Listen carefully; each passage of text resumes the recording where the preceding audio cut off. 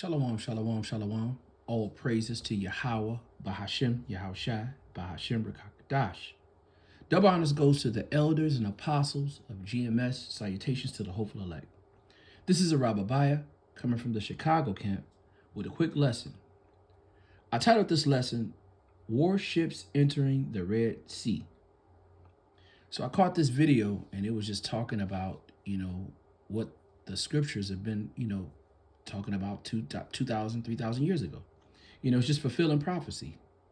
This brother is talking about that we're on the cusp of war, and the Bible prophesied that, years ago.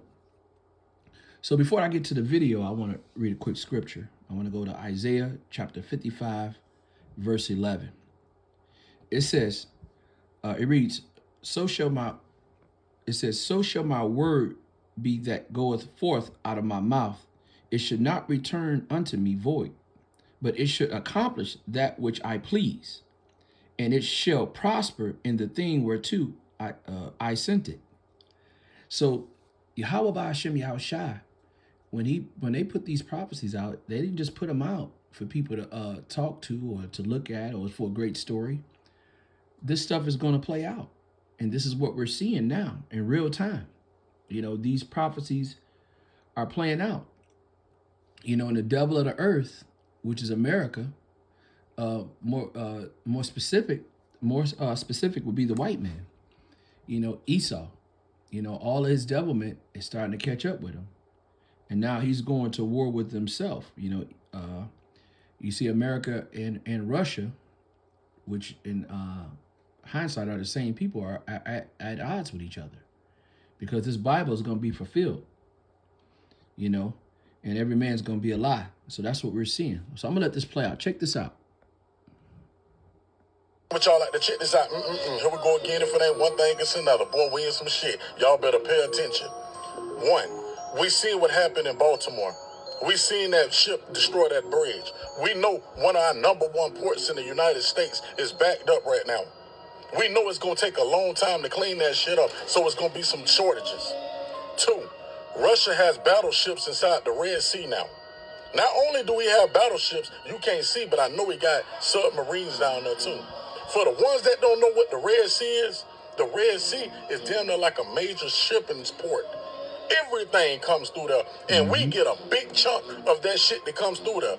So the United States been patrolling it, because Iran and the Iran militia groups been attacking everything that's been coming through there. So the United States been over there.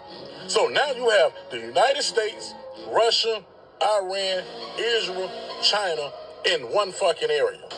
Now, all it takes is one incident, one small little incident, that a drone goes down or somebody shoot the wrong way, you got a fucking problem on your hand. So it's looking like I want to say this real quick.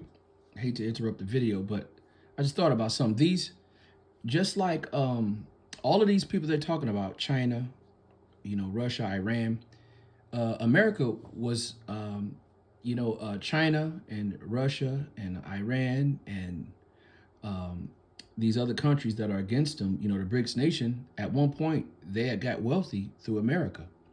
But because America, they make deals and they go back on them, and they say things, or they change the goalpost in the fourth quarter, on fourth down, these other countries are mad at them, and they don't want to do anything with them, and that's what we're seeing right now, I want to go to Obadiah chapter 1. I'm going to start at 6. It says, how are the things of Esau searched out? How are his hidden things sought up? It says, all the men of thy confederacy have brought thee into the border. The men which were at peace with thee have deceived thee and prevailed against thee. Thy that ate thy bread have laid a wound under thee, and there's none understanding in him. So these men, when it says lied a wound, it means they're laying a trap for America. These other countries that got rich off of America are now against America because of their wickedness, because of their sly dealings, because of their forked tongue. So that's what we're seeing right now. Go ahead and let this play. great war is going to take place over there at the Red Sea. Now, While y'all sitting here running around worrying about P. Diddy, y'all running about P. Diddy, it's going to be a major fucking war that's on your hand. And I'm going to tell you something. Since y'all want to be investigators worrying about what P. Diddy at, if he get caught, you won't even get a chance to see the man stand trial because the world is on fire right now. This is major news. This is major news. This is about the closest that the United States and Russia has been in the same area in a long time. This ain't Ukraine and Russia. This is Russia, the United States, with other motherfucking countries surrounding it. You better pay attention, folks. That's why you see 3 presidents running around. Obama, Biden, and Clinton. This ain't for no fundraiser. Man, these folks, man, trying to put out fire. It's some different shit going on. That's why you see Obama in other countries having visits with prime ministers. Shit's getting real, man. I don't think it's going to be an election, if you ask me. It's too much shit going on, and things are happening like this. Yeah. Things are happening like this. Yeah. So the Baltimore incident, they put their hands around our neck. Now they over there in the Red Sea. They finna get ready to strangle our whole goddamn food supply and everything else to come through them. Goddamn it, United States gonna look like a liquidation sale when they done with this motherfucker here, man. So you better stack up on everything you got, man. Y'all stay up out there and get it out the mud. Whoa, now what's happening with y'all? Wow. And the first precept I read was Isaiah 55:11 when it talked about Yahweh, Bahashim Yahushai's word is not going to go out void. You know, and the Bible speaks about war. You know, there's going to be a war here. There's no doubt about it. There's no ifs, ands, or buts. America is going to be taken out of power because the Bible talks about it. But it talks about it being a nuclear war. Let's go to 2 Peter chapter 3, verse 10. It says, but the day of the Lord will come like a thief in the night, in which the heavens shall pass away with a great noise. That's the nuclear weapons, blam, exploding. It says the elements shall melt in fervent heat, and the earth also and the works therein shall be burnt up. Seeing that all these things should be dissolved, what matter of persons ye ought to be but in holy conversation and godliness, looking for and hastening unto the coming of the day of God, wherein the heavens should be on fire and be dissolved, and the elements shall melt in fervent heat.